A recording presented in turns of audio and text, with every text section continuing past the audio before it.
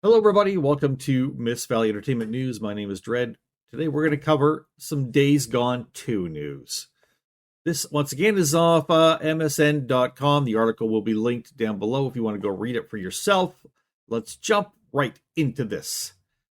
Story by Game Central. It says Days Gone 2 is never going to happen as developer confirms new live service game. It seems the secret multiplayer game that the makers of Days Gone are working on is part of Sony's plan to make new live service titles. It's now over 2 years since Sony first... I was going to call them phony. Since phony. I apologize.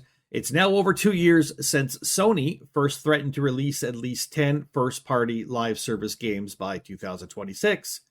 They still haven't launched a single one. Helldivers 2 doesn't seem to count as it's not by Sony Studio. At one point, Sony had most, if not all, of their internal studios working on live service games until Naughty Dog rebelled and canceled The Last of Us Online. Whether Days Gone developer Bend Studio is working on one hasn't been clear up till now, but a new job listing seems to make it pretty clear that they are. Job ads are constantly revealing details that developers would otherwise never reveal in public, and this one says Bend is looking for someone with, quote, hands-on game development experience in leadership roles shipping AAA live service games, end quote. As if that quote doesn't make it clear enough that this is a change in direction for Bend, the job listing also asks for someone who has, quote, experience redefining studios from traditional boxed product-focused game development into live service development studios in a key leadership role, unquote. And here we go again, folks, my little interjection. This is a studio known and loved on a smaller scale, but I mean, Days Gone was a loved game. Known and loved for putting out single-player great experiences, who now is abandoning that even though no one asked them to other than their corporate bosses and moving into live service games. Something they know nothing about. Something that no one wants for them to do. This is terrible. This is where the gaming industry fails itself time and time and time again. Although there's no description of what exactly the game might be, the job ad is filled with other references to live service games that makes it clear this is not a traditional single-player adventure. At one point, Days Gone director Jeff Ross said he wanted to make an open-world Resistance sequel. Next, but he's since moved to Crystal Dynamics to work on the new Tomb Raider game.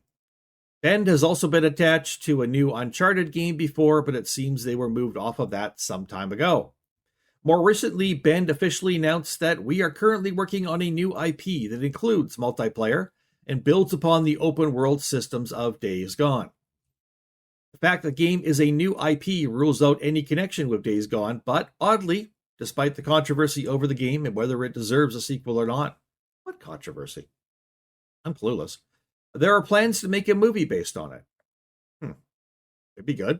Probably won't be, but it could be. Whether that will actually happen remains to be seen, but it only adds to the confusion over what exactly is going on with Bend Studios and their next game. Right. Cool. Thank you so much to MSN.com who picked up this story from Game Central. That's all I've got really to say. Interesting, I guess, for those of you who are wondering, chances of a Days Gone 2, was there some rumors circulating? Now been shot down. Going to use some of the things that mechanics and things in game that Days Gone use, but they're going to a live service multiplayer game or a live service game with multiplayer aspects, which is really just a live service multiplayer game. Yeah, so that's what's new with this. So that's it for me for this. Hope you got a little bit out of this, a little entertainment, a little news. For Miss Valley Entertainment News, my name is Dread. Ta-ta.